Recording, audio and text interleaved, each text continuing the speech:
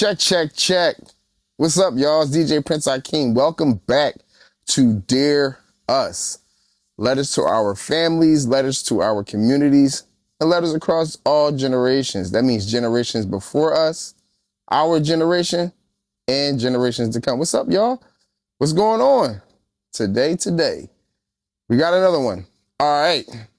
Let's start right in with these topics. I think last week I was trying to make an analogy. I'm going to keep making analogies. I'm the analogy king. That's what we do over here on Dear Us.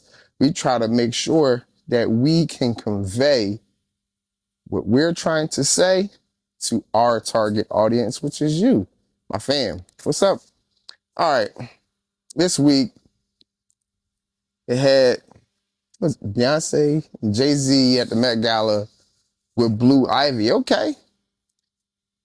I got nothing.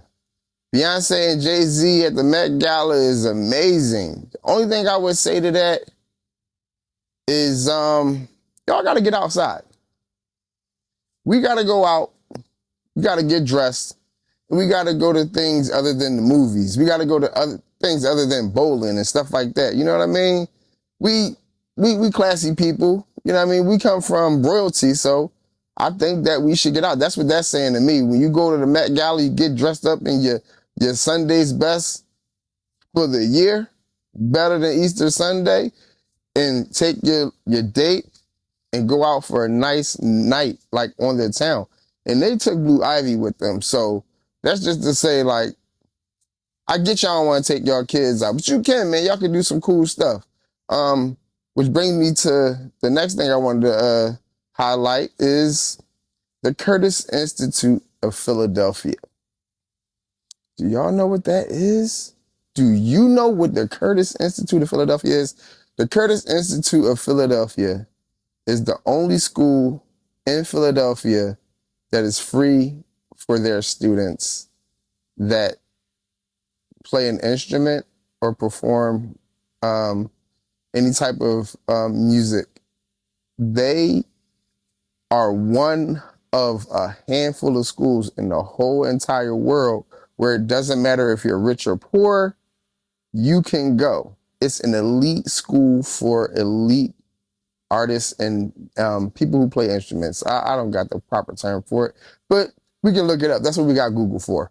The thing about the Curtis Institute that I wanted to share with you guys today is they have free performances for everybody. Certain days you can go, whether it be Monday, Tuesday, Wednesday. They have recitals where students have to perform pieces in order to get passing grades and in order to just pass all along. You know what I mean? Like just their exit piece, meaning they've done school for however many years. The professor, the teachers think they're ready and they go and play a concerto or something like that. You know what I mean? Like some chamber music. And it is it is amazing. The auditorium is a nice, quiet auditorium. You got the white folks over there. A lot of older folks you'll see in there, and they'll be taking naps or whatever.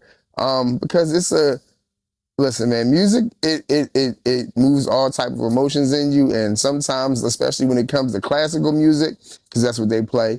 I don't know if they're going to have any renditions of Keep It on the Down Low or no crazy stuff like that. But it just like, it gives you a certain feeling. It gives you a certain emotion. You're sitting there, you quiet, you're with your family, you're with your lady, you with your boo, whoever you're with, and you just getting outside, dressing nice, and doing something that you normally probably wouldn't do.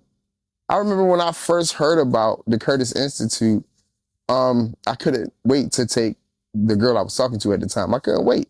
I'm like, oh, we're going to go here. We're going to do this, that, and the third. And I don't know if she was like, I don't like classical music. And I'm thinking to myself, I don't know that much classical music myself, but let's just do something. You know what I mean? Like, get out the house. So shout outs to Jay-Z, Beyonce bringing out Blue Ivy, showing us that we can do it too. We can get dressed and we can go out. Did y'all see Did y'all see Nick Cannon on the Shannon Sharp show? You didn't? I ain't watch it. I'm gonna watch it. But I did see a clip where he spoke on um his brothers. And I'm gonna say his brothers because they've been through a lot. The brothers from the 85 South show, which is DC Young Fly, Carlos Miller, Chico Bean. Nick Cannon said he tried to sell MTV on their on the 85 South show, meaning he tried to pitch the 85 South show to MTV to try to get those brothers a good bag, and and get him started. He said that he tried to bring 85 South show to their attention, to the suits. And this reminds me of a time where I was trying to do something. I'm trying to move up at a position, and it was just somebody in the office who they spoke highly of me when I wasn't in the room. They pulled me to the side. They spoke to me about things that I wasn't privy to, maybe things that were being said that maybe I can improve on, or maybe things that they talk about you all the time. They like when you do this. They like when you do that. Ladies and gentlemen, to my Dare Us community, it is important that you have friends and family members who will mention your name in a room that you are not in. Meaning, these brothers are trying to pitch their show. They're trying to do something. They're trying to start, and this is a while back probably. They're trying to get something off the ground, and someone knows that they're doing something that they can help with. So what they did was take it upon themselves, Nick Cannon, and had a meeting with MTV. And while he was in his meeting about Wildin' Out, he had a sidebar conversation about the 85 South show. And it's, like I said, it's important for you to have people who are in your corner, who's going to champion you, who's going to cheer for you, who's going to be rooting for you, who's going to be there every step of the way, or most of the steps. And when you are not there, they are still selling your shit. They are still selling your stuff. Meaning, this is my man. He sells sneakers. So I'm going to go to the place where they play ball. And I'm going to say, hey, y'all know my man got these sneakers? Yeah, make you jump higher, make you run faster. You know what I'm saying? You make you shake people up real quick. You know what I'm saying? Break people's ankles, whatever the case may be. You have a situation where I was in, I had an interview for a higher position. And after the interview, I didn't get the job. And the person that I know, I knew everybody in the room, but they had a discussion. There was a panel that I had to interview with and present, whatever I had at the time. And the one young lady who was in that room pulled me to the side and told me, hey, you were actually the best candidate for not necessarily for the position, but you were the best candidate who interviewed. You interviewed very well. Everybody liked you. It was just your own team who said no. Now I'm thinking, and that person is thinking, maybe you're not ready and that person is the better fit, so they went with them. But don't give up. You should go for it again. And either that night or a few days later, that same person overheard the management on my team talking about me and saying things that were unsavory things. Let's just say that. And that person came to me and let me know how to move from that. She didn't come to me with malice and saying, yeah, they talking about you and this, that, and the third, and you need to go take it up with, or you need to go leave, or you need to go whatever, or you need to start a ruckus. She came to me and was like, they're talking about you in a way that they think that you may not be ready. So this is what you're going to cut out. This is what you're going to cut out. I know that you're used to doing this. And you know the thing I had to cut out? I had to cut out helping people when I gave them tasks. When I delegate something, let them go ahead, get it done or not get it done. But I need to work on what I need to work on. So I was struggling with that. And that person was in that room and brought my name up in the room, asked questions for me in that room, and came to bring me the information that I needed to bring up. And ultimately, I moved up. It worked. Yeah. Oh yeah. So the next thing, Stefon Diggs trial just officially started. Allegedly back in December, he was taken into custody because he choked his private chef, who was a female. I can't remember her. I don't remember her name. But I think what it was is back in December, that was around the time where him and Cardi B was having problems. And then back in December, I think, and I think Cardi B sent like culinary ninjas to fabricate that story about him choking that lady. Listen, you heard it here first. I'm making up this rumor. I'm starting a rumor. Cardi B sent that lady in there to say Stefon Diggs choked her. They said it was over some money. I don't know. But what do you think? Stefon Diggs, he in the news for all the wrong reasons. He part of the reasons why we over here looking crazy. City Boys is down right now. I just read a meme today said that I'm gonna talk to my daughter to make, and breathe life into her so she makes sure that she don't end up at Stefon Diggs' house, because bad shit goes on over there. That's what they said, allegedly. Yeah, I don't know. I don't know. He a wild boy, but he carrying it a certain way, and that's on him. Michael Jackson. Y'all seen the Michael Jackson movie? I ain't see it yet. I'm scared. People was talking about bad things and good things, and they talking shit about Joe. You got the whole world split between, was Joe Jackson a monster? Was he not? Was he a mooch? Was he a leech? Was he too hard? Did he abuse those kids and things like that? What I'll say about that is, I think they came from a time where parents used to beat their kids behinds often, not even sometimes. Like, I wasn't there, but they told me stories where you would walk down the street and then a random person would whoop you behind, and then another person would whoop you behind, and by the time you get home, you got to hear from your mom and dad. So you would get 3 beatings before you got home before you got home, and then after you got home, you would still get an additional 1 or 2. Like, that's ridiculous. However, like I say, I never experienced that. I never experienced getting spanked with a ruler in school. I'm not that old. I'm literally just 1 or 2 years out of that realm, so I wasn't there. But I do come from a family where my pop, he was like Joe. He was like, Joe, I got my behind whooped.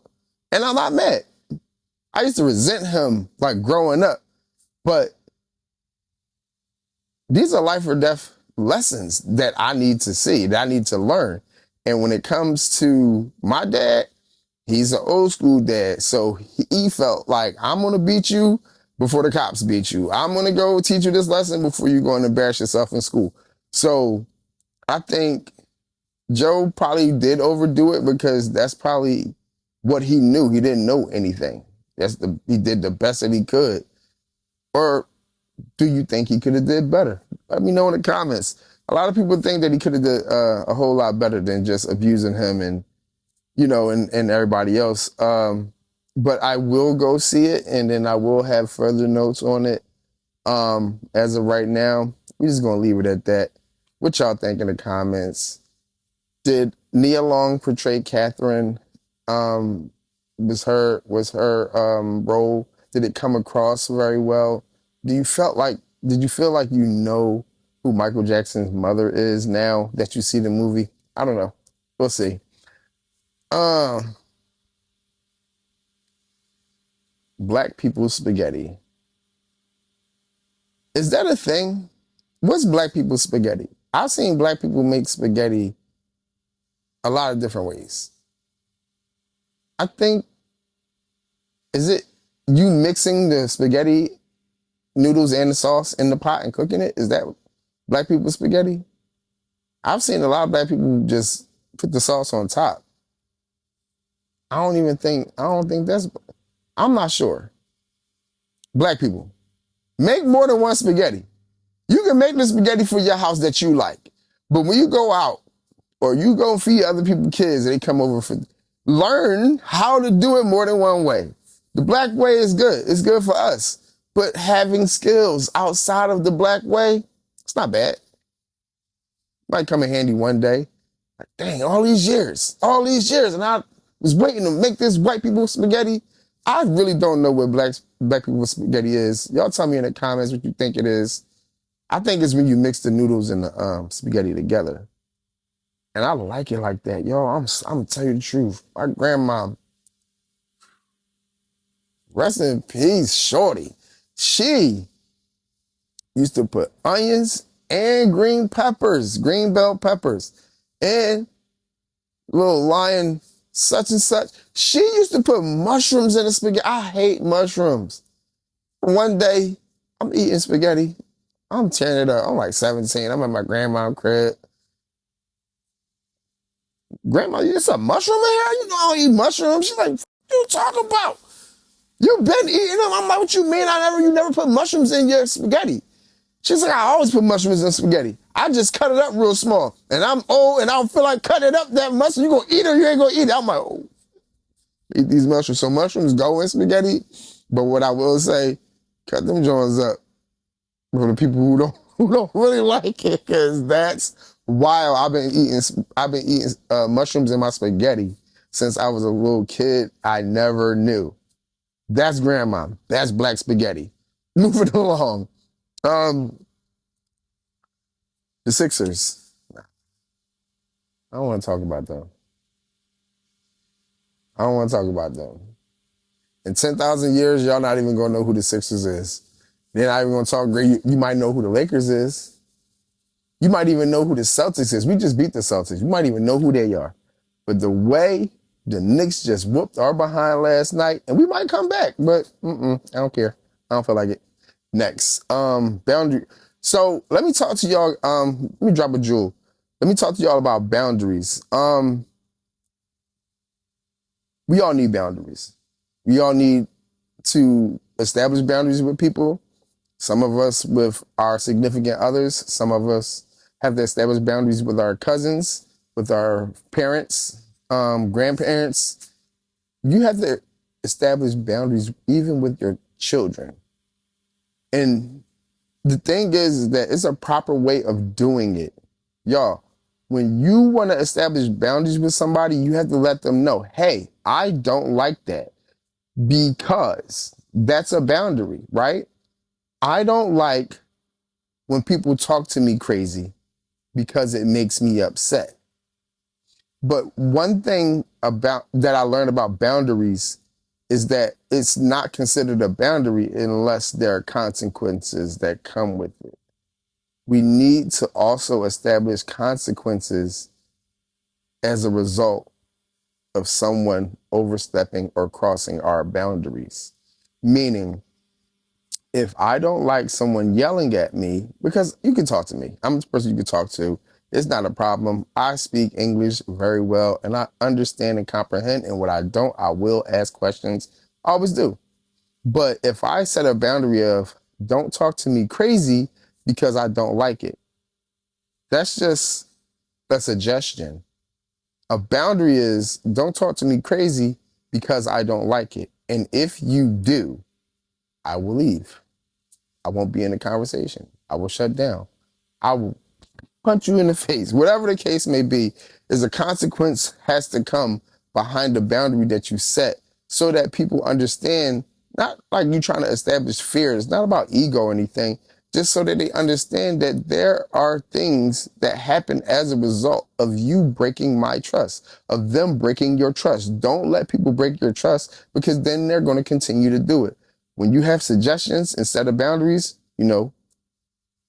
parameters and guidelines without the consequences, people are bound to repeat those mistakes again. So if they have no consequences, for instance, the consequence of Michael Jackson not singing and dancing, he's going to get his ass whooped. So yeah, and not like that, but look at Mike. He rest in peace. But yeah. Anyway, you all have to remember consequences and boundaries go hand in hand. They are synonymous. They're not synonymous. They work simultaneously at the same time. Let's get into another conversation. Oh man, this is a good one. I want to this story time. I remember I used to work at a hospital on South Street, and let's see, yeah, I used to work at a hospital on South Street. I don't know if anybody remembers. They still got the building there, like 18th and South. And I remember this older female coworker. She was super duper bad. I'm talking about she looked good. I'm talking about what?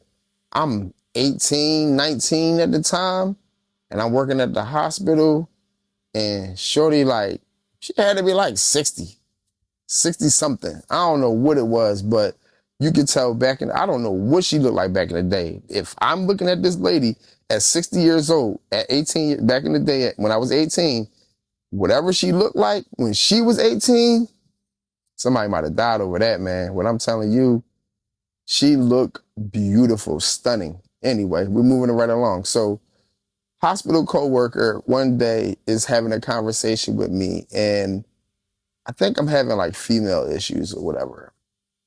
And this is the thing. We're going to tie boundaries and consequences into this next topic. This lady proceeds to tell me how her relationship runs inside of her house.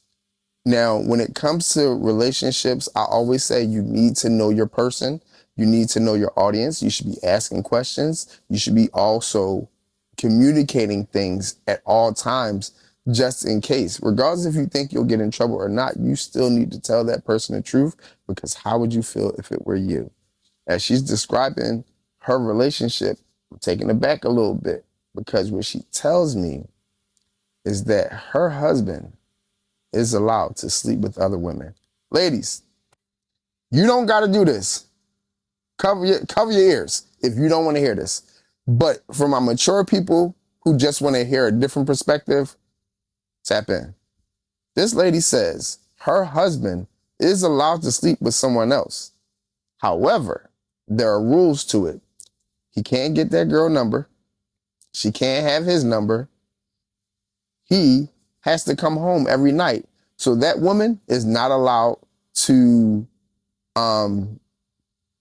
experience her man overnight.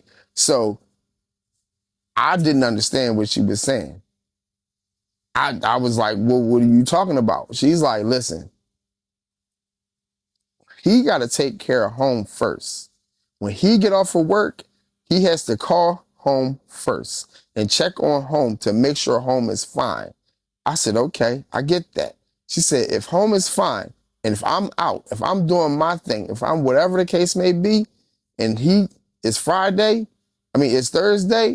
he can go to the bar and he can meet a random lady and he can sleep with her, but he has to come home that night. And from old school sayings, you got to come home at night every night, they just meant you got to beat the sun. So night means night when it's dark. If, the sun come up at like 4 o'clock, 5 o'clock in the morning sometimes. The birds start chirping like 4 o'clock. I dealt with a girl who used to say the same thing. You better beat the sun. And I was like, I have freedom. Because the bar closed at 3. The bar closed at 2. The after hour closed at 3. I have freedom. And that girl let me run wild. But what I was able to do Let's figure out life. So this older lady, hospital coworker, is telling me that her husband can't have any connections with the lady. They can't exchange numbers, and they have to probably sleep with each other at a hotel. And then I think she was saying like he can't pay for it. And what I learned in the moment was that she was creating a scenario that if the sun, the stars, and the moon align, and you just that charming, or you just looking that good, or she just that fucking horny, then you could go ahead and do it. But you better not remember that lady's name. Now, I thought that was the craziest thing I've ever heard. I never heard of that before. And now I'm thinking about it today. How many other people had that same mindset from the era that she was raised in? Ladies, you can uncover your ears. This next part is definitely for you. I get that a lot of men outside ain't acting right. I get that a lot of men are being really dense. And I always tell my female friends, my sisters and stuff, like, yo, I'm a dumb boy. You dumb. That's okay. It's at times we're going to be really dense, but there are going to be times that we go outside and we come back out of breath. Look, babe, I just brought you the world. I got the world on my back. You understand what I'm saying when I say that? Like, I think that us as men, we have to be a little bit dumb. I'll tell you why. We protectors. Who the f going to jump in front of a bullet? Who is going to jump in front of the car to make sure, like, they all good? Like, you might get a woman who jumps in front of that for their children, but I got to protect my woman and my children. I got to make sure that harm doesn't come their way. We got to be a little bit dumb, but you got to be able to utilize us the best way that we are able to be used. So you got to know your person, and you got to know how to utilize that person. And that's another thing I want to talk about. A lot of ladies are trying to utilize men in certain ways. And I think that we're going to start over from scratch. Listen, if loyalty is not working with y'all, I get that. If that has been, a way that he's not supposed to be, if he's not providing like how he's supposed to provide, if he's not protecting like how you think, I get that loyalty may not be it. So one thing I want to say is maybe we can learn how to Frankenstein a boyfriend, or Frankenstein a millionaire, or Frankenstein something, which means you're piecing together different types of people. There's an old saying that says a woman should date 3 men. Stability person, a person that has fun, and then a growth partner, and then marry the best one out of the 3. But what I will say to that, and I don't know if y'all heard that, let me know in the comments. Let me know what y'all think about it. This is not for you if you don't date multiple people at a time. But if you're dating, you trying out, like you're interviewing life partners, you don't know what's going to happen. So in the meantime, between time, while you're dating, you might want to date somebody for some money, because you need that. You know what I'm saying? Not saying that you need that person's money, but you need a person with money, and see how they treat you, see how they move, see how they act, see how they react, and see how you react to that person having money. You get exposed to a lot of things. But then that second person, that's just fun. That person is probably for sex. Person, you know what I'm saying? Probably know what he's doing in the bedroom. And that's important too, because you have to have passion. Females, y'all need that. Men need it, but like y'all really need that. Y'all need a person who's going to make you feel good. And that's what that second person is for. That third person that you're dating, that we're going to be dating is for growth. That's your growth partner. That's somebody who holds you accountable. That's somebody like a brother or somebody who's romantically interested in you. You might friend zone that person. He might friend zone you, but that person is always going to hold a mirror to you and show you who you really are and then challenge you to always be better. So you got a person with money, you got a person for sex, and you got a person to grow with. And these people are three different people, but you only having sex with one. Oh man, y'all think y'all gotta give it up like that. Y'all, no, listen, let me tell you why. You got a person that's dependable. The guy that got money, don't be asking that to be talking to you. He don't want to talk. He don't got time to talk. Don't ask him to do nothing exciting. All he want to do is work, make money, and give you bread that you need. That's what's going to shut you up. But the person who there for sex, don't ask him to talk to you. Probably, I can't say that. Don't ask him to talk to you. He's probably not good at talking. He might not be good at communicating. Don't try to mix that person who's there for sex. Don't try to mix him with the person that's there for communication. And also, the person there for sex, don't ask him for no money, for real, because you might be let down. Ladies, y'all know I was there before. We broke, we know what we doing. We fight for extra, like, you know what I'm saying? Like, we going extra hard because we ain't got no money. You know what I'm saying? But when the person do get money, he might change. But as of him being good in bed, don't ask him to communicate, or don't ask him to be dependable.